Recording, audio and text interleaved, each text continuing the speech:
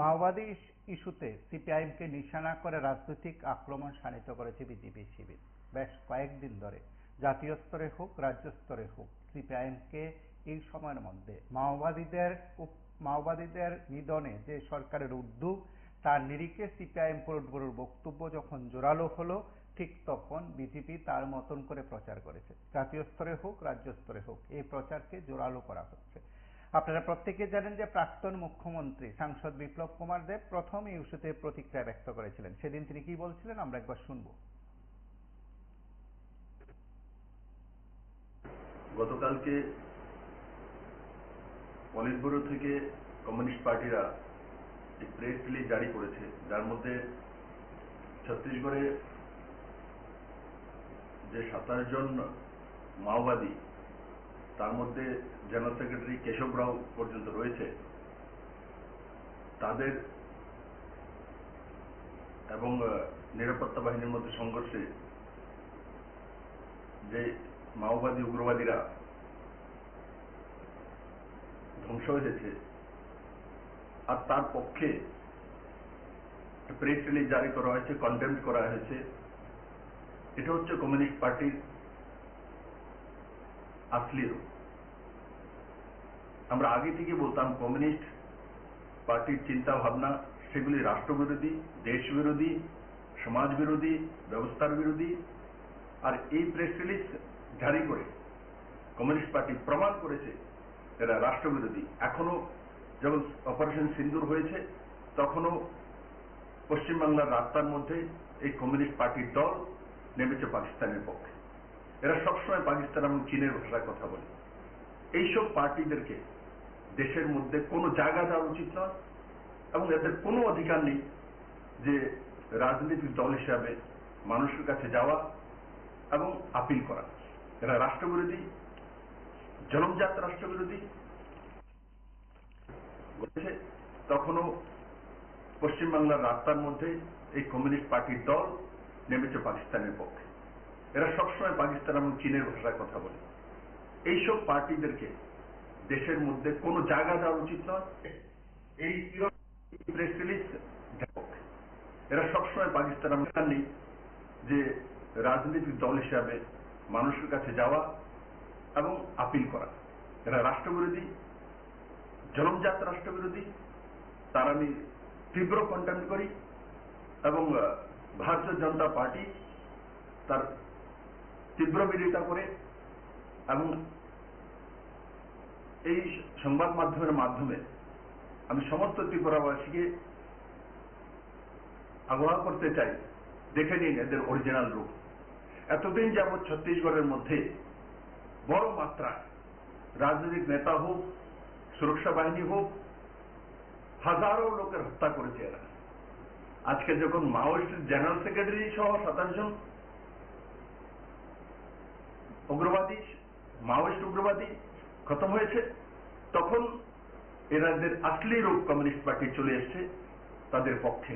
তার জন্য আমি তীব্র ঘৃণা করি এবং আজকের নজওয়ানদেরকে আমি বলবো, দেখে নিন এদের অরিজিনাল চেহারা। এরা কারা? এরা ভারতে বসে হোয়াইট কলার পলিটিক্যাল পার্টির তাকমা লাগিয়ে মাওয়িস্টদের, উগ্রবাদীদেরকে, দেশ বিরোধী ব্যবস্থাকে সবসময় ইন্ধন যোগানোর ডাইরেক্টলি কাজ করে থাকে কমিউনিস্ট পার্টি। এই কন্টেম্পটের মাধ্যমে সেটা পুরো দেশবাসীর কাছে প্রমাণিত হয়েছে। আমি এর তীব্র নিন্দা করি এবং এদের রাজনৈতিক দল হিসাবে আত্মপ্রকাশের অধিকার নেই। আপনারা শুনলেন সেখানে প্রাক্তন মুখ্যমন্ত্রী সাংসদ বিপ্লব কুমার দেবের প্রতিক্রিয়া। সেদিনই এই ইস্যুতে তিনি তার মতন করে প্রতিক্রিয়া ব্যক্ত করেছিলেন। যে বিষয়গুলো খুব গুরুত্ব সহকারে দেখানো হচ্ছে, বিষয়গুলোকে খুব গুরুত্ব সহকারে জোরালো করা হচ্ছে, সেদিক থেকে বোধহয় এই সময়ে বিজেপি তাকে ইস্যু করেছে। আজ বিজেপির প্রদেশ সভাপতি তথা সাংসদ বিপ্লব কুমার, মাফ করবেন, প্রদেশ সভাপতি তথা সাংসদ রাজীব ভট্টাচার্য বিজেপির প্রদেশ কার্যালয়ে সাংবাদিক সম্মেলন করে গোটা বিষয়গুলো সম্পর্কে দলের অবস্থান সেখানে স্পষ্ট করেছেন বা দলের বক্তব্য সেখানে উপস্থাপন করেছেন। প্রদেশ কার্যালয় কুশাভা ভবনে প্রদেশ সভাপতি রাজীব ভট্টাচার্য ছাড়াও প্রদেশ মুখ্য প্রবক্তা সুব্রত চক্রবর্তী, মিডিয়া ইনচার্জ সুনীত সরকার এবং প্রদেশ সাধারণ সম্পাদক বিপিন দেববর্মারা এই সময়ের মধ্যে বিজেপির যে বক্তব্য মাওবাদী সম্পর্কে বা মাওবাদী সেদিনের নিধন সম্পর্কে যে বক্তব্য, ঠিক দলের যে বক্তব্য, জাতীয় স্তরের নেতৃত্ব যে বক্তব্য রেখেছেন তার অনেকটাই মিল রেখে বক্তব্য উপস্থাপন করেছেন, রাজ্যের ক্ষেত্রেও প্রেক্ষাপট উল্লেখ করেছেন। আপনারা প্রত্যেকে জানেন যে কিছুদিন আগে এই বিষয়টা নিয়ে রাজ্যের প্রাক্তন মুখ্যমন্ত্রী পলিট ব্যুরোর প্রাক্তন সদস্য মানিক সরকারও তার মতন করে প্রতিক্রিয়া ব্যক্ত করতে গিয়ে তিনি তিনটি জায়গায় বলেছেন যে যেভাবে তাদেরকে নিধন করা হয়েছে তার আগে আলোচনা করা দরকার ছিল। যদিও সেদিন মানিক সরকারের দাবি ছিল বা বক্তব্য ছিল তারা মাওবাদীদের এই যে কার্যকলাপ বা তারা যেভাবে কার্যকলাপ করছে সেটাকে তারা সমর্থন করে না। যদিও সিপিআইএম সহ আরো বেশ কয়েকটি বামপন্থী দল তাদের মতন করে প্রতিক্রিয়া ব্যক্ত করেছে এই ইস্যুতে। মূলত তা নিয়ে বিজেপির তরফে প্রচার বা বিজেপির তরফে বিষয়টি উপস্থাপন করা হলো। আজ যখন সাংবাদিক সম্মেলনে গোটা বিষয়টির প্রেক্ষাপট উপস্থাপন করা হয়েছে, স্বাভাবিক কারণে রাজ্যের বিষয়গুলো উঠে আসছে। মানিক সরকারের কি বক্তব্য সেটাও উঠে আসছে, ঠিক রাজ্যের সামগ্রিক বিষয়গুলো সেখানে জোরালো করা হয়েছে। আমরা বিজেপির প্রদেশ কার্যালয় কুশাভা ভবনে প্রদেশ সভাপতি সাংসদ রাজীব ভট্টাচার্যের বক্তব্য আমরা শুনবো, তার পাশাপাশি সাংবাদিক সম্মেলনে কিছুটা অংশ আপনারা শুনবো। ইতিমধ্যে অনেকে আপনারা এই অনুষ্ঠানে হয়তো কথা বলার জন্য চেষ্টা করছেন, আপনারা আবারও চেষ্টা করবেন। আপনাদের কাছে প্রতিদিনের মতন যে বক্তব্য থাকে কম সময়ের মধ্যে মূল বক্তব্য উপস্থাপন করবেন এবং বিষয়ে থাকার চেষ্টা করবেন। রাজনৈতিক দৃষ্টিভঙ্গি থেকে বক্তব্য যাই হোক, এই অনুষ্ঠান লাইভ অনুষ্ঠান, সুতরাং আপনারা এই অনুষ্ঠানে যে কথাগুলো বলবেন আশা করি এই অনুষ্ঠান একটা লাইভ অনুষ্ঠান, প্রত্যেকে শুনতে পারবেন, প্রত্যেকের কাছে গ্রহণযোগ্য হবে এমন বক্তব্য রাখবেন। সেই সঙ্গে রাজনৈতিক অবস্থানে বা দলীয়ভাবে যে বক্তব্য পার্টির পলিট ব্যুরো রেখেছে সিপিআইএম এর, অন্যান্য পার্টির তরফে প্রায় একই বক্তব্য ছিল, তার বিপরীতে সেখানে বক্তব্য রয়েছে বিজেপির। আজ বিজেপির রাজ্য নেতৃত্ব সেটাকে জোরালো করেছেন। তার পাশাপাশি তার আগেও বক্তব্য উপস্থাপন করা হয়েছিল বিভিন্ন মাধ্যমে। সেদিক থেকে আপনাদের কি অভিমত? আপনারা প্রকৃত অর্থে কিভাবে চান বিষয়গুলোর উপস্থাপন করতে আলোচনা করবেন?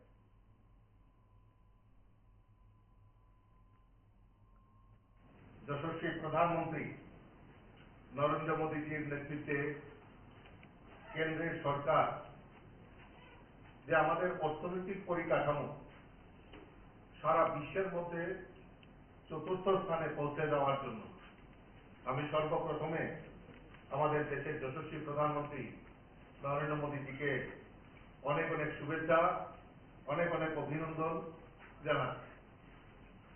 এবং তার পাশাপাশি আপনারা জানেন যে অপারেশন সিন্ধু পাকিস্তানের উপর যে অপারেশন সিন্দুর, আমাদের মায়েদের যে সিঁদুর মুছে দেওয়ার যে পরিকল্পনা পাকিস্তানের মদতপুষ্ট উগ্রপন্থীরা প্রয়াস করছে, তার যোগ্য জবাব আমাদের সেনাবাহিনীর জওয়ানরা তার বীর পরাক্রমী যেভাবে করে দেখিয়েছেন তাতে ভারতবাসী হিসাবে আমরা গর্ববোধ করি এবং এই অপারেশন সিন্দুরকে ধন্যবাদ জানিয়ে আমাদের সারা ভারতবর্ষে তিরঙ্গা যাত্রা এবং সমস্ত এখানে ধর্ম বর্ণ নির্বিশেষে সমাজের প্রত্যেকটা মানুষ যেভাবে এগিয়ে এসে এই তিরঙ্গা যাত্রায় মানুষ সামিল হয়েছেন, এতে বোঝা যায় যে ভারত যে একতা ঐক্য যে বার্তা এবং সেনাবাহিনীদের প্রতি যে আস্থা সেটা প্রমাণ করে। এবং আমাদের সেনাবাহিনীদেরকেও আজকের এই প্রেস কনফারেন্স থেকে অনেক অনেক শুভেচ্ছা, অনেক অনেক অভিনন্দন জানাচ্ছি। তার পাশাপাশি আজকে বিশেষ যে প্রেস কনফারেন্স আপনাদেরকে ডাকা হয়েছে, আপনারা ইতিমধ্যে জানেন যে আমাদের এই কিছুদিন আগে 21 মে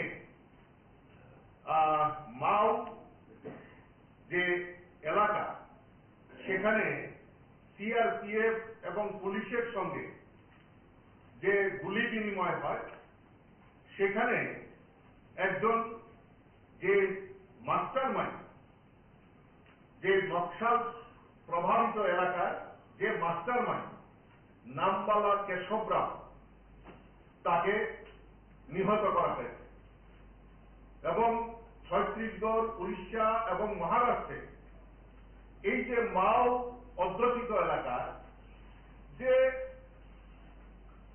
মাস্টার মাইন্ড তাকে তার উপযুক্ত জায়গায় পৌঁছে দেওয়া হয়েছে।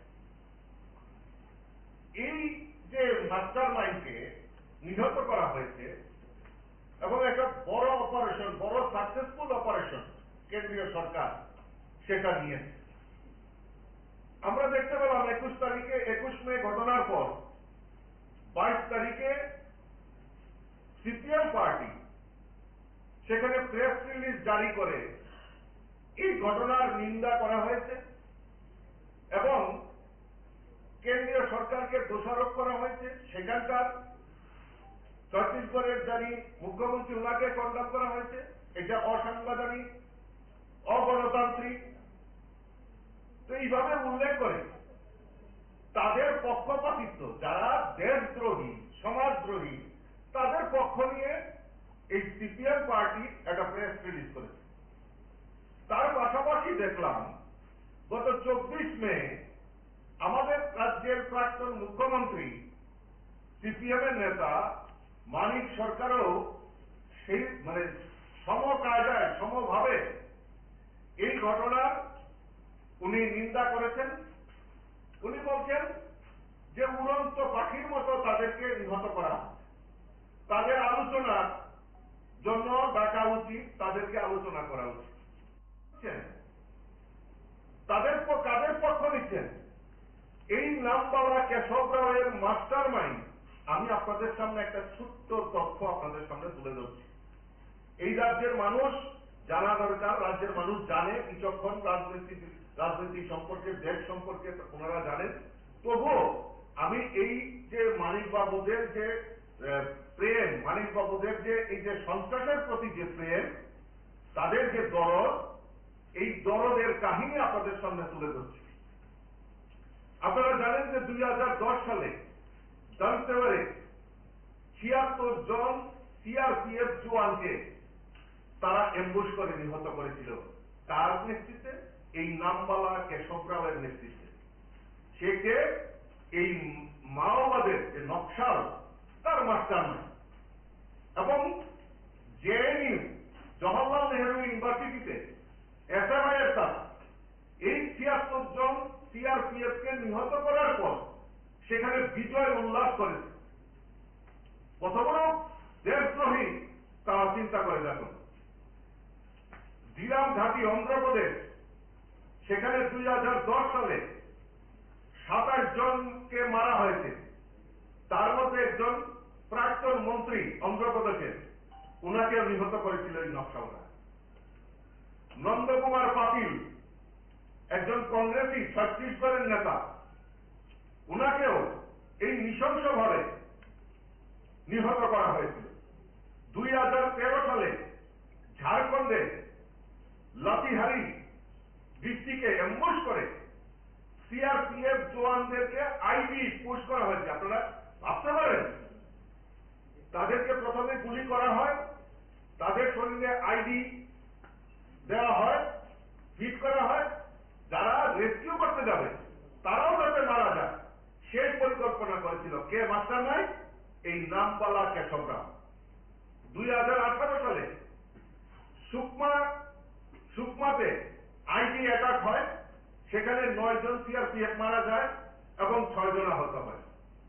মহারাষ্ট্রের গড়চলিতে ল্যান্ডমাইন বিস্ফোরণ ঘটানো হয়, সেখানে 15 জন মারা গেছে। সুকমা, বিজাপুর, সেখানেও এমবুশ করে প্রায় 22 জন পুলিশ জওয়ানকে সেখানে নিহত করা হয় এবং 32 জন আহত হয়। দন্তেওয়াড়াতে 2023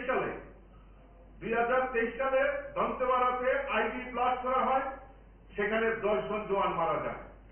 2025 সালে বিজাপুরে আইডি ব্লাস্ট করা হয়, সেখানে 8 জন মারা যায়।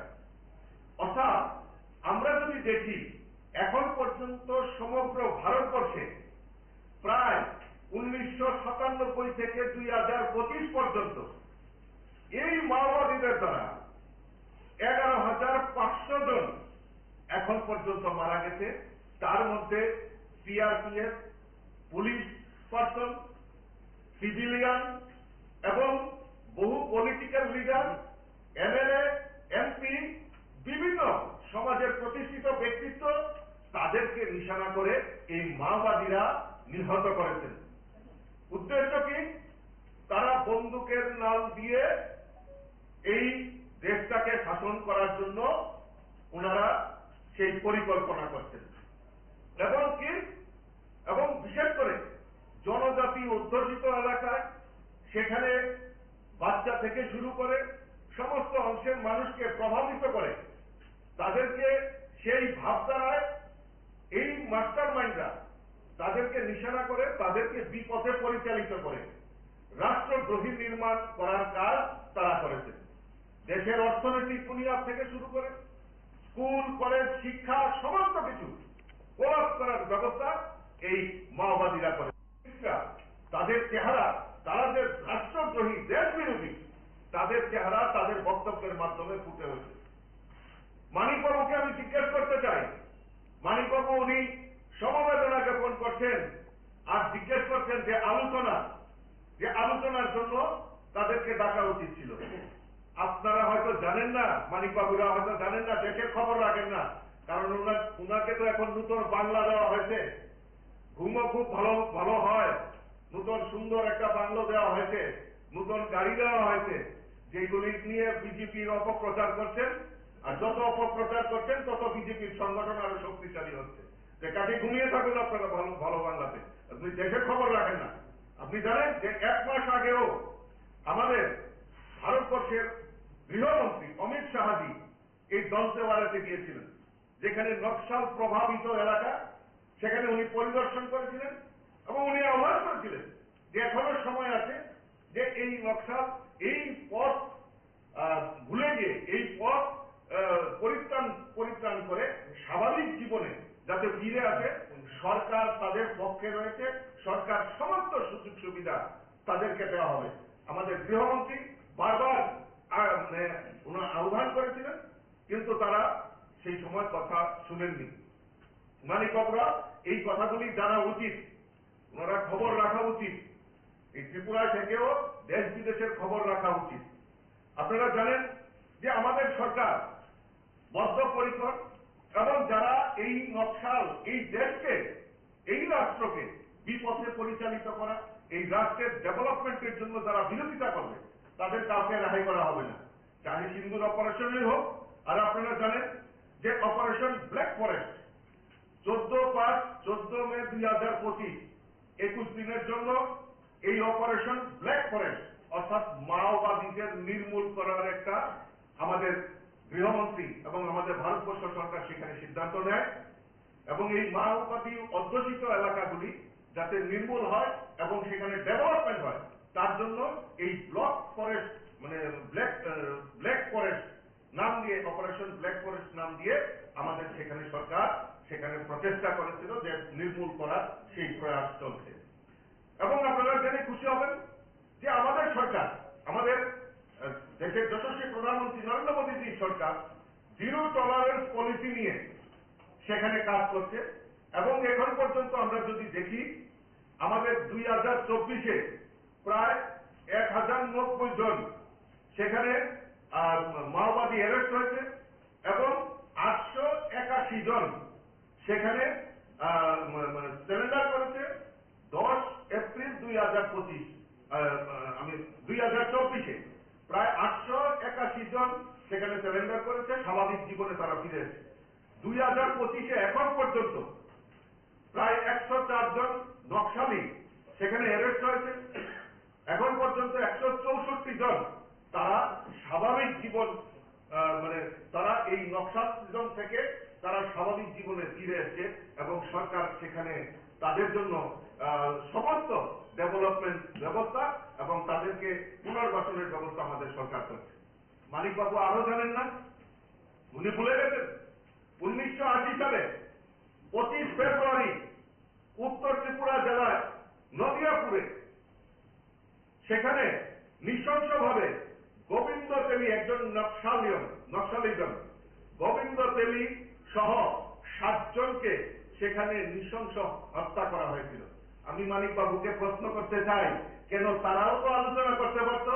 তৎকালীন মুখ্যমন্ত্রী বিধানসভায় দাঁড়িয়ে কি বক্তব্য রেখেছেন যে ডাকাত মারা গেছে তো ভালোই হয়েছে। মানিক বাবুকে প্রশ্ন রাখতে চাই, এই নৃপেন বাবুর বক্তব্য কি আপনি খণ্ডিত করতে পারবেন? যে আপনার তৎকালীন মুখ্যমন্ত্রী উনি যখন এই নকশাল যখন গোবিন্দ তেলিকে সহ 7 জনকে নিহত করেছে, আপনাদের দলের এই মুখ্যমন্ত্রী উনি বলছেন ডাকাত মেরেছে তো ভালোই করেছে, এবং যারা এই গোবিন্দ তেলি সহ 7 জনকে নিহত করেছিল সেই সময় যারা পুলিশ আধিকারিক যারা এই গভর্নমেন্টের কাজ করেছিল তাদেরকে পুরস্কৃত করা হয়েছে। সেটা আমার কথা নয়, আপনাদেরই সংবাদপত্রে সেই সময় ফলাও করে সে প্রকাশিত হয়েছে। কাজেই কোন মন্তব্য করার সময় এই কমিউনিস্ট যারা এই রাজ্যটাকে 25টা বছর শাসন করেছে তারাও সেই ফেসিস্ট কায়দায় মানুষকে, এই ত্রিপুরা রাজ্যের মানুষকে সন্ত্রাসের মাধ্যমে ভয় ভীতি দেখিয়ে মানুষকে বিগত দিনে 25টা বছর তারা শাসন ক্ষমতায় ছিল। মানুষের এই ত্রিপুরা রাজ্যের উন্নয়নকে স্তব্ধ করা, শিক্ষা থেকে শুরু করে স্বাস্থ্য থেকে শুরু করে সমস্ত কিছুতে বঞ্চিত করে এই মানে ফেসিস্ট কায়দায় এবং এই নকশালীয় কায়দায় এই ত্রিপুরা রাজ্যটাকে মানুষের সন্ত্রাসের হাতিয়ার করে এই রাজ্যটাকে শাসন ক্ষমতায় তারা কায়েম ছিল 25টা বছর। কাজেই কোন মন্তব্য করার আগে ইতিহাস জানা দরকার, ইতিহাসের উপর ভিত্তি করে সেই মন্তব্য করা উচিত। তা আমি এই কমিউনিস্টের এই যে মানিক সরকারের বক্তব্য তার তীব্র ধিক্কার জানাই, নিন্দা জানাই এবং রাজ্যের মানুষের কাছে আপিল রাখবো, রাজ্যের মানুষের কাছে আবেদন রাখবো, এই কমিউনিস্ট এই যে তারা দেশদ্রোহী এবং এই স্বাধীনতার সময় যখন হিন্দুস্তান পাকিস্তান ভারতবর্ষ ভাগ হচ্ছিল তখনও তাদের ডায়লগ ছিল জিন্নার দাবি মানতে হবে তবেই ভারত স্বাধীন হবে। মানুষ ভুলে যায়নি, দেশের মানুষ ভুলে যায়নি, আগামী দিন তাদেরকে উচিত শিক্ষা দেবে এই ত্রিপুরা রাজ্যের মানুষ।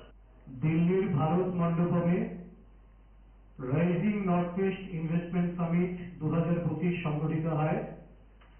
কারণ দেশের মাননীয় যশস্বী প্রধানমন্ত্রী নরেন্দ্র মোদীজি যে উত্তর পূর্বাঞ্চলকে অষ্টলক্ষ্মী বলেন এবং উত্তর পূর্বাঞ্চলকে এশিয়ার গেটওয়ে এবং উত্তর পূর্বাঞ্চলের উন্নতির সঙ্গে ভারতবর্ষের উন্নতিকে সমান চোখে দেখেন, তারই প্রচেষ্টায় rising north east investment summit অনুষ্ঠিত হয়। এবং আপনারা জেনে আনন্দিত হবেন, রাজ্যবাসী উৎফুল্লিত হবেন, এই rising north east investment summit 2025-এ মোট 59টি মৌ স্বাক্ষরিত হয়। মৌ এবং লেটার অফ ইন্টারেস্ট 59টি স্বাক্ষরিত হয়, যাতে করে ত্রিপুরা রাজ্যে 15,646 কোটি টাকার বিনিয়োগ নিশ্চিত হচ্ছে এবং সেটা বিভিন্ন সেক্টরে সেটা হচ্ছে, হেলথ থেকে শুরু করে higher education, IT, tourism, renewable energy, bamboo production, processing, এই সমস্ত দিক থেকে। এবং এই যে অঙ্কটা নর্থ ইস্টের টোটাল যে পরিমাণ ইনভেস্টমেন্ট হচ্ছে, টোটাল ইনভেস্টমেন্টের 50% উপরে ইনভেস্টমেন্ট হচ্ছে শুধুমাত্র ত্রিপুরা রাজ্যে। এটা রাজ্যের অর্থনীতির জন্য, রাজ্যকে স্বমহিমায় প্রতিষ্ঠিত করার জন্য, আর্থিক বুনিয়াদকে মজবুত করার জন্য একটা অত্যন্ত বলিষ্ঠ ভূমিকা নিয়েছেন। এবং তার জন্য একদিকে যেমন মাননীয় প্রধানমন্ত্রীজির এই উদ্যোগের জন্য আমরা আন্তরিকভাবে অভিনন্দন জানাই। সেই হ্যাঁ, আমি ত্রিপুরারই একজন সাধারণ জনগণ। তবে আজকে যে বিষয়টা মাওবাদী বলে আখ্যা দিল সিপিএমকে, শুনে খুবই মনের মধ্যে একটা দুঃখজনক বিষয় আছে। কারণ কেন, আমরা যখন বুঝের হই, আমার বয়স যতটুকু 31+, আমি যখন বুঝি তখন ত্রিপুরা রাজ্যের মধ্যে প্রচন্ড একটা উগ্রপন্থা বলে আমরা বুঝি বা দেখেছি। একটা বিরাট একটা মানে ওদের গন্ডগোল একটা স্থান ছিল ত্রিপুরা রাজ্যে। তারপর ত্রিপুরা রাজ্যের মধ্যে যখন আমি আমার বয়সের যখন দেখেছি সিপিএম সরকার যখন ছিল, ত্রিপুরা রাজ্যে মানিক সরকার তৎকালীন মুখ্যমন্ত্রী, তখন কিন্তু ত্রিপুরা রাজ্যের উগ্রপন্থী যারা ছিল তাদেরকে দমনের জন্য আমাদের ত্রিপুরা যে টিএসআর নিয়োগ করেছিল, এখন সম্ভবত 13-14 ব্যাটালিয়ন মনে হয় আছে। যখন টিএসআর নিয়োগ করেছিল তখন ত্রিপুরা যে আনাচ্ছে তখন প্রচুর মানে একদম ভয়ভীতির মতো একটা মানুষ দিন কাটাতো, খুবই কষ্টজনক বিষয়। আমি আমার নিজের পিতাকে আমি হারিয়েছি উগ্রপন্থীর দ্বারাই, মানে বলতে আমার কোনো বাধা দ্বিধাবোধ নেই। আমি আমার বাবাকে এবং আমার পরিবারে আরো 2 জনকে আমরা উগ্রপন্থীর হাতে মৃত্যু হয়েছে, যেটা এখন এই পরিস্থিতিতে আমরা যখন আছি, এখন বর্তমান পরিস্থিতিতে খুবই শান্তশিষ্ট ভাবে আছি। আর এটারই ফল ছিল কিন্তু সিপিএম সরকার।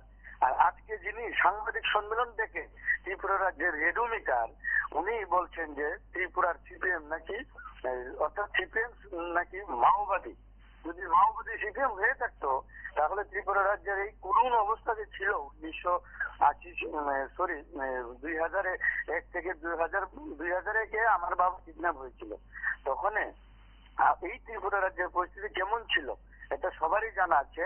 এবং উনি নিজেও জানেন, যেহেতু বয়স্ক লোক, বুঝেন, একদম সজ্জন ব্যক্তি, রেডোমিটার। হ্যাঁ, উনি এখন বলে দিচ্ছেন যে হুট করে কোথা থেকে এসে যে সিপিএম নাকি মাওবাদীর দল। তবে যাচাই করা একটা প্রয়োজন, আগের পরিস্থিতি কেমন ছিল, পরিস্থিতি কেমন হয়েছে, কেমন করেছে, কারা করেছে, তারও একটা দেখা দরকার। আজকে সরকার এসেছে কয় বছর হয়েছে, কি করেছে কাজ ত্রিপুরা রাজ্যের মধ্যে মানুষ সবাই জানে, বুঝে, দেখে। ত্রিপুরা রাজ্যের মধ্যে ওনারা বলছেন যে এতজন আমরা কর্মসংস্থান করেছি, এতজন আমরা কর্মসংস্থান হয়েছে, মুখে বলেছেন, কিন্তু আজ অব্দি বিধানসভার মধ্যে দাঁড়িয়ে কোনো তথ্য দিতে পারলেন না। সরকারি দপ্তরের মধ্যে 50,000-এর উপর বেকার, 50,000-এর উপর কর্মসংস্থান খালি আছে এখনো সরকারি দপ্তরে। এবং বেকার জনগণ রাস্তায় রাস্তায় ঘুরছে, শিক্ষিত বেকাররা, চাকরি নেই ওদের, এত শিক্ষিত বেকার ত্রিপুরা রাজ্যের মধ্যে। এটার কথা ওনারা কিন্তু মাইকের মধ্যে বলতে পারেন না, ওনাদের সাহস নেই এই কথা বলার। কিন্তু আজ ওনারা কি বলছেন, সিপিএম নাকি মাওবাদী। সিপিএম যদি মাওবাদী দল হয়ে থাকতো তাহলে উগ্রপন্থী দমনের জন্য গুরুত্বপূর্ণ ভূমিকা কেন পালন করলো সিপিএম সরকার তখন থাকাকালীন মুখ্যমন্ত্রী, এবং সিপিএম সরকার থাকাকালীন কতজন ব্যক্তি শহীদ হয়েছে উগ্রপন্থার গুলি, উগ্রপন্থীর অত্যাচারে, কতজন মানুষ ভিতর থেকে বিতাড়িত হয়ে ওনারা এসেছেন।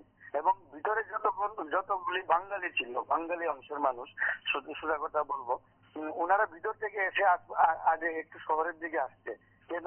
মানুষ কি জানে না, বুঝে না 2001 সালে 2000 সালে কেমন পরিস্থিতিতে ছিল ত্রিপুরা রাজ্যে। আর এখন সবকিছু চোখ কান নাক সবকিছু খুলে দিয়ে ফুলের বাগান সাজিয়ে দিয়েছিল। 2018-র পর ওনারা এসে বলেছে নাকি ত্রিপুরাতে কিছু নেই। যদি ত্রিপুরাতে কিছু নেই নাই থাকতো, টিএমসি হসপিটাল এবং আইজিএম হসপিটাল, যে প্রত্যেকটা কলেজ নতুন নতুন হয়েছে, প্রত্যেকটা স্থানের মধ্যে, বিধানসভা কেন্দ্রের মধ্যে স্কুল হয়েছে, ওনারা তো বলেছিলেন প্রত্যেকটা ডিস্ট্রিক্টের মধ্যে নাকি বিধানসভা কেন্দ্রিক নাকি কলেজ খুলে দেবে। আজকে কয়টা কলেজ খুলেছেন ওনারা বলতে পারবেন? আজকের বর্তমান সরকারের যে আধিকারিকরা আছেন, এই যে মাইকের মধ্যে বসে আছেন এডুকেটাররা, ওনারা বলার কোনো সাহস নেই, অধিকার নেই। ওনারা শুধু ভোট আসলে জনসাধারণকে কিভাবে বোকা বানাতে পারে, কিভাবে বোকা বানিয়ে ভোটটা হরণ করতে পারে, 5 বছর ওনারা চেয়ারের মধ্যে বসে থাকতে পারে। আর যখন ভোট আসবে তখন দেখবেন যে উপজাতি এবং অন্য উপজাতি বাঙালিদের মধ্যে কিভাবে ঝগড়াটা দিয়ে একটা লাগবে। হ্যাঁ, তারপর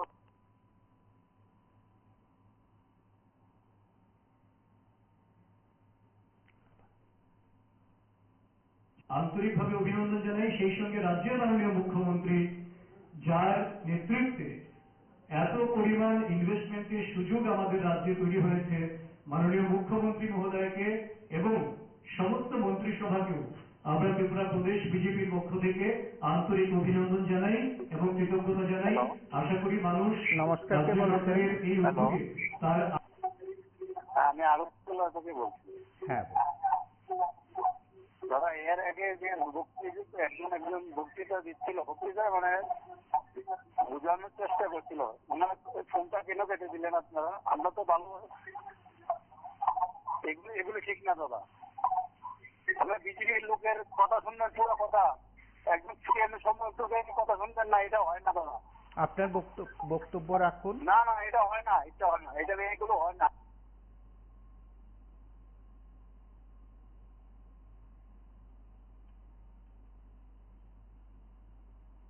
রাজ্য সরকারের এই উদ্যোগে তার আগামী ভবিষ্যৎকে আর্থিকভাবে আরো সচ্ছল করতে সমর্থ হবে, এই কটি কথা বলে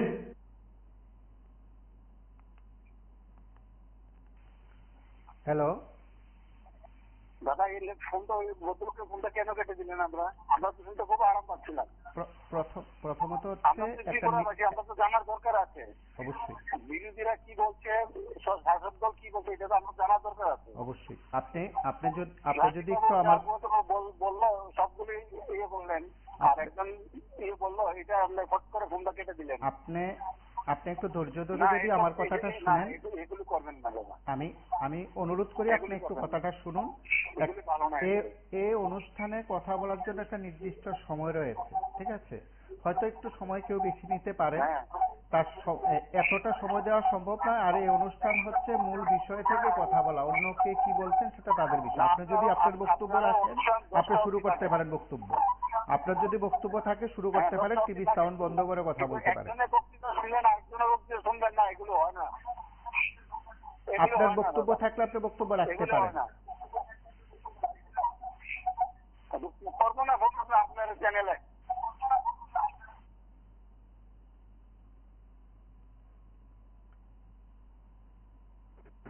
গতকালকে পলিট ব্যুরো থেকে কমিউনিস্ট পার্টিরা এক প্রেস রিলিজ জারি করেছে, যার মধ্যে ছত্তিশগড়ে যে 27 জন মাওবাদী, তার মধ্যে জেনারেল সেক্রেটারি নমস্কার, কেশব কে রাও বলছেন? পর্যন্ত রয়েছে। আমি সুনীল কুমার দাস বলছি দাদা। হ্যাঁ, বল। আমি দুনো পক্ষের, বিজেপির পক্ষেরও কথাবার্তা শুনলাম, বিজেপি সিপিএম দুনো পক্ষের কথাবার্তা শুনলাম। দেখুন, মাওবাদী ভারতবর্ষে আজকে প্রায় 3000 বছর যাবৎ জাতিবাদী রাজনীতি চলছে। জাতিবাদীর উপরে অত্যাচার চলাইতেছে।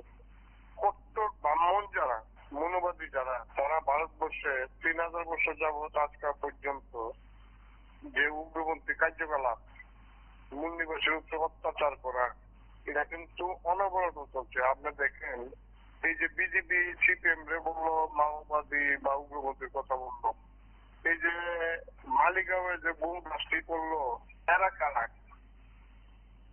সব দিকে ব্রাহ্মণ, কট্টর ব্রাহ্মণ ধরা পড়লো। আপনি কিছুদিন আগে যে কাশ্মীরে যে দাসী করলো, সব দিকে উচ্চ বর্ণের লোক। আজকা উগ্রপন্থীরা সহযোগিতা কারা করতেছে? এমন কোন দিন নাই যে ভারতবর্ষের আপনার কয়েকটা রাজ্য আছে, বিহার, রাজস্থান, উত্তরপ্রদেশ, মধ্যপ্রদেশ, দক্ষিণ ভারতের কিছু একটা রাজ্যে জাতিগত হত্যা হইতেছে না। সব হইল আপনার নিচু জাতির লোক, দিদিরা হত্যা করতেছে মনোবাদীরা, কট্টর মনোবাদীরা। তাদের অত্যাচারে ভারতবর্ষ জর্জরিত হয়ে যাবে। আসলে সিপিএম বলুন, কংগ্রেস বলুন, এরা সুড়সুড়ি দেয় রুলিং পার্টি হত্যা করা। এই যে কিছুদিন আগে যে লোকগুলা মারলো মাওবাদীর নামে, সব দিয়ে দাদা দলিত গরিব লোক, আইনা দেখতে মারছে। কারে দিয়ে মারাইছে? মূল্যবাসী দিয়ে মারাইছে। কারা মারাইছে? কট্টর মূল্যবাদীরা মারাইছে। ভারতবর্ষ উগ্রপন্থী কেন হইব? শাসক তো তোমরা তাদেরকে যদি ভালোভাবে পরিচালনা করো, তাদের হক দাও, তাহলে উগ্রপন্থী কেনই বা হইব? শাসক তো কট্টর ব্রাহ্মণরা। তোমরা খেলা পাইছো ভারতবর্ষের লোকের এইভাবে হত্যা করা। দাঙ্গার নামে ত্রিপুরাতে দেখেন কত মারলো, হাজার হাজার লোক মারলো। গুজরাটে মোদী নেতৃত্বে প্রতি লোক মারা গেল। হিন্দু মুসলিম দাঙ্গা দুর্নীতি হতো মারলো। এই যে একটা পরিস্থিতি কট্টর ব্রাহ্মণরা সৃষ্টি করে দিচ্ছে ভারতবর্ষে, এর পরিণাম যে কোন জায়গাতে থাকবো একদিন, এরা নিজেরা বুঝে কল্পনা করতে পারতেছে না। উগ্রপন্থী কার্যকলাপ তোমরা করাইতেছ, আর মারতেছে এসটি ওবিসি লোকেরা রে, মুসলিমরা রে।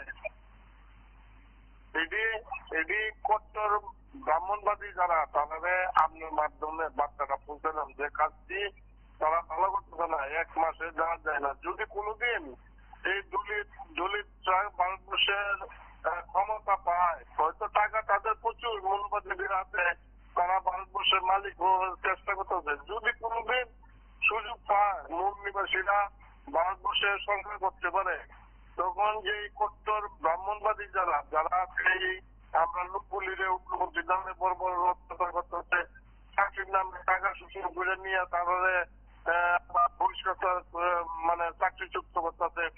ত্রিপুরা রাজ্যে একই অবস্থা দেখলেন, মুসলিম শিক্ষকের চাকরি নাই, পশ্চিমবঙ্গে টাকা নিল 25,000 নাই, উত্তরপ্রদেশে বিজেপি সরকার 70,000 মাস্টারের চাকরি নাই, যে ইডিও টাকা দিয়ে চাকরি লইছে। আপনি ভাবতে পারেন মৌলবাদীরা কি আরম্ভ করছে? ভারতবর্ষের মানুষের মুখ খুলে না। আমরা যে মৌলবাদী আমরা যে যারা মূল্যবাসী লোক আছে এরা লোভে লালচ, আসলে তো SC ST শিডিউল কাস্টের লোক, ওবিসি লোক, এটা রাজনীতি জানে না, এত কান্দে না, এটা কিছু পাইলো ওই নেতার পেছনে উঠলো বা চললো। নিজস্ব হক অধিকার, যে নিজস্ব অধিকার ভারতবর্ষে কিভাবে লইতে লাগে এই জিনিসগুলি বুঝ হইতেছে না। যেদিন বুঝ হবে SC ST OBC minority general মানে মূল্যবাসী, এই দিন কট্টরপন্থীরা টের পাবে উগ্রপন্থী কারা করে। আপনারা জানেন যখন ব্রিটিশের আমল আসছিল এই শ্যামাপ্রসাদ মুখার্জি তখন একটা কলেজের তিনি উপাচার্য না কি আছিলেন, ভারতীয় ছাত্ররা কুত্তার মতন পিটাইছিল। আজকে তারা ভারতবর্ষের পার্টি, তাদের পার্টি হয়ে গেছে তাদের নামে, তারাই তো সরকার করতেছে। আপনি ভাবতে পারেন তারা ভারতের কত দরিদ্র মানুষ। এগুলা আমরা বুঝাইতে লাগবো না, আমরা চেষ্টা করতেছি মানুষকে বুঝাইতে নি পারি। এই বড় বড় অত্যাচার একদিনে হয়তো আমরা মুক্তি পাবো এই কট্টর ব্রাহ্মণরা থেকে, মনোবাদীরা থেকে আমরা মুক্তি পাবই। সারা দেশে চলছে কাজ, তবে দেখেন কি হয়। উগ্রপন্থী ভারতবর্ষে থাকবে না, নির্মূল হয়ে যাবে। কারণ উগ্রপন্থী তো তারা বানাইতেছে গরিব লোকটির উগ্রপন্থী নাম দেওয়া, মাওবাদীর নাম দেওয়া, কোথাও তোমরা এটা করে। একটা পার্টি সুযোগ দেয় আর একটা পার্টি তারা হত্যা করে, তারা কার্যকর মানে তারা কাজ করে দেবো সেই সুযোগ থেকে বঞ্চিত করতেছে। মানলে গরিব করে রাখো, হত্যা করতে থাকো, এটাই হলো তাদের কাজ। এই মৌলবাদী বিচার দ্বারা, ভয়ঙ্কর বিচার দ্বারা আমরা বুঝি আপনার মাধ্যমে ও সারা দেশের মানুষ জানতেছে এবং বিভিন্ন রাজ্যে এখন তারা বুঝে গেছে, তারাও প্রচার করতেছে, মানুষ সচেতন হইতেছে। যেদিন সচেতন হবো তারা বুঝবো, 100 হিসাব নেবো তারা থেকে, মূল্যবাদী কট্টর ব্রাহ্মণরা থেকে, শাসকরা থেকে, এবং যারা আজকে তালে না আছে তাদের থেকে হিসাব নিব। আপনি নিশ্চিন্ত থাকেন, হয়তো 2, 5, 10 বছর সময় নিব।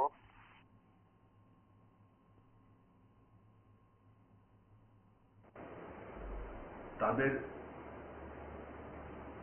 এবং নিরাপত্তা বাহিনীর মধ্যে সংঘর্ষে যে মাওবাদী উগ্রবাদীরা ধ্বংস হয়েছে, আর তার পক্ষে প্রেস রিলিজ জারি করা হয়েছে, কন্ডেম করা হয়েছে। এটা হচ্ছে কমিউনিস্ট পার্টির আসলি রূপ।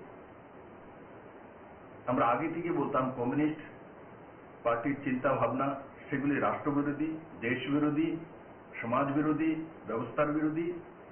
আর এই প্রেস রিলিজ জারি করে কমিউনিস্ট পার্টি প্রমাণ করেছে এরা রাষ্ট্রবিরোধী। এখনো যখন অপারেশন সিন্দুর হয়েছে তখনও পশ্চিমবাংলার রাস্তার মধ্যে এই কমিউনিস্ট পার্টির দল নেমেছে পাকিস্তানের পক্ষে। এরা সবসময় পাকিস্তান এবং চীনের ভাষায় কথা বলে। এইসব পার্টিদেরকে দেশের মধ্যে কোনো জায়গা দেওয়া উচিত নয় এবং এদের কোনো অধিকার নেই যে রাজনৈতিক দল হিসাবে মানুষের কাছে যাওয়া এবং আপিল করা। এরা রাষ্ট্রবিরোধী, জনমজাত রাষ্ট্রবিরোধী। তার আমি তীব্র কন্ডেম করি এবং ভারতীয় জনতা পার্টি তার তীব্র বিরোধিতা করে এবং এই সংবাদ মাধ্যমের মাধ্যমে আমি সমস্ত ত্রিপুরাবাসীকে আগ্রহ করতে চাই, দেখে নিন এদের অরিজিনাল রূপ। এতদিন যাবৎ ছত্তিশগড়ের মধ্যে বড় মাত্রায় রাজনৈতিক নেতা হোক, সুরক্ষা বাহিনী হোক, হাজারো লোকের হত্যা করেছে। নমস্কার, কে বলছেন? আজকে যখন মাওবাদী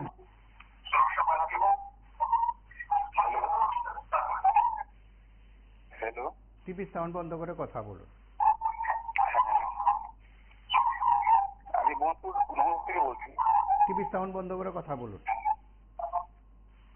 ঠিক আছে, আমি মঙ্গল সেটা দিয়ে কথা বলছি।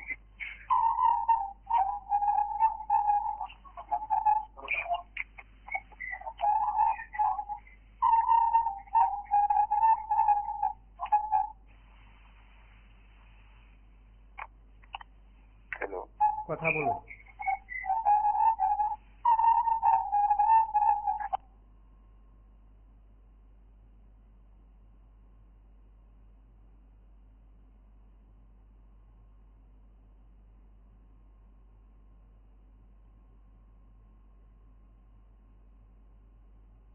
যখন মাওয়িস্ট জেনারেল সেক্রেটারি সহ 27 জন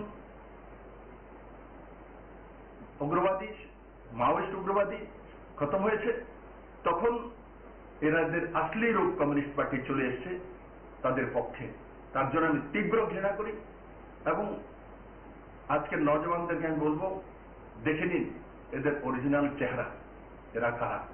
এরা ভারতে বসে হোয়াইট কলার পলিটিক্যাল পার্টির তাকমা লাগিয়ে নমস্কার, কে বলছেন?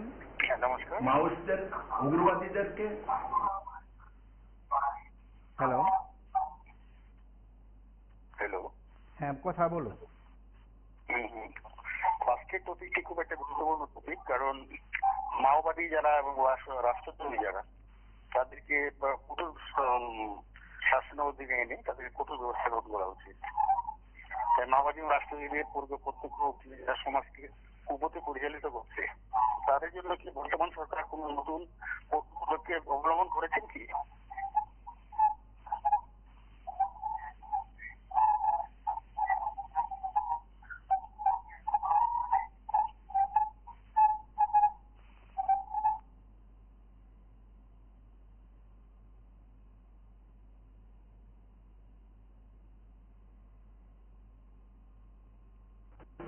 উগ্রবাদীদেরকে, দেশ বিরোধী ব্যবস্থাকে সবসময় ইন্ধন যোগানোর ডাইরেক্টলি কাজ করে থাকে কমিউনিস্ট পার্টি এই কন্টেম্পটের মাধ্যমে।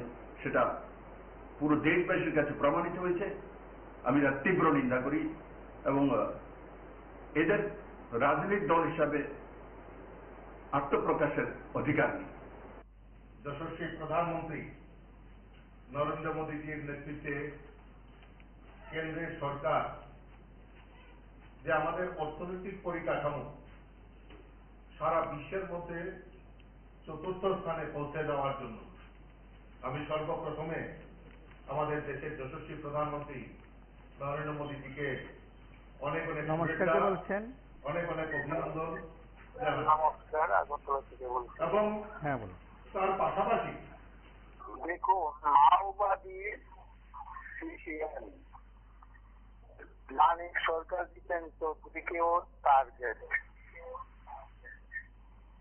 এটা সম্বন্ধে আমরা এত গ্যারান্টি দিতে পারবো না, কারণ এটা বিজেপি হয়তো জানে। কারণ যেই রাস্তায় মানিক সরকার গেছেন, দিতেন চৌধুরী গেছেন, যদি বিজেপি লোক জায়গায় থাকেন তাহলেই তো দেখবেন। আমরা তো যাইছি, মাওবাদী গুলো আছে, আমরা তো যাইতেছি না। অর্থাৎ এটা চ্যালেঞ্জ করে করতাম পারতাম না। তবে এর ফাঁকে মানিক সরকার আর জিতেন চৌধুরী ত্রিপুরা রাজ্যে মানুষের জন্য এত কাজ কেমনে করলেন আমি জানি না। মানুষের লেগে আমি আরেকদিন করছি আপনার অনুষ্ঠানে যে IBM হাসপাতাল, যেটা আমরা BM হাসপাতাল করতাম, যার মধ্যে প্রথম বিল্ডিং যে কতটি করছে মানিক সরকার এত ভালো পাইছে কই? হ্যাঁ, এই মাওবাদীর লোকে থেকে দেখে ভালো করছে, দুবার করছে। হ্যাঁ, সব বোনাছে, সব বোনা আশি সারা ত্রিপুরা রাজ্য তো বাদ হয়ে আছে। তারা করতেছে, তারা ওই জায়গার কামটা বন্ধ করছে বিজেপি, আরো কিতা কিতা বন্ধ করে দেওয়া, কর্মচারী চাকরি পাইলে পেনশনটা বন্ধ। কর্মচারী চাকরি করলে 60 বছর তার পেনশন নাই, আর এরা 60 বছরে LMA থাকলে এরা থাকবো, পেনশন পাইবো, এরা ফ্যামিলি পাইবো। আমি আমার দাবি, সাংসদ, প্রধানমন্ত্রী থেকে শুরু করে রাষ্ট্রপতি থেকে শুরু করে সবের বেতন অর্ধেক করে দেওয়া উচিত। এত টাকা লাগে না, কারণ গরিব মানুষ কত টাকা সংসার চালায়, তারা লোকে হিসাব করুক, তারপরে তারা বেতনটা ঠিক করো। ব্যয় কমিশন ঠিক করবো, তারার ব্যয় কমিশন করবো, রিক্সা শ্রমিক থেকে শুরু করে সকলের সংসার কত টাকা লাগে এইটার থেকে নাইলে তো 20 টাকা বেশি দেবো। এইটাই আমার বক্তব্য। নমস্কার।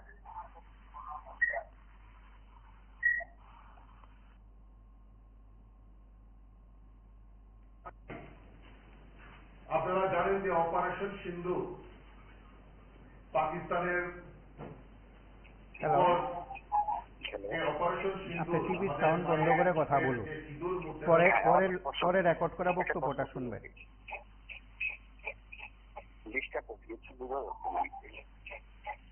হ্যালো, হ্যাঁ বলুন। হ্যাঁ, যদি কোনো ব্যক্তি রাষ্ট্র বিদ্রোহী করে তার বিরুদ্ধে কি ভারতীয় সংবিধান অনুসারে যে সৈন্যের অধিকার, যে মৌলিক অধিকারগুলি রয়েছে সেগুলি কি বাতিল হয় কি?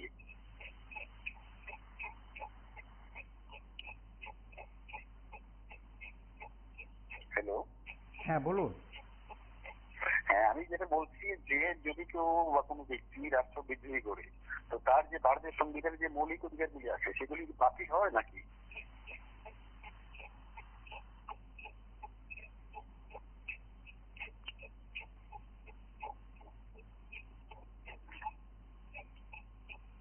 আসেনি, তাই না?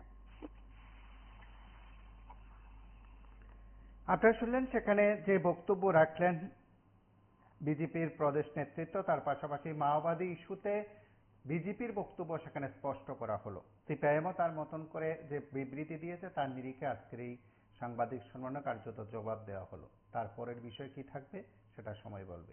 আজ এ পর্যন্তই। নমস্কার, শুভরাত্রি।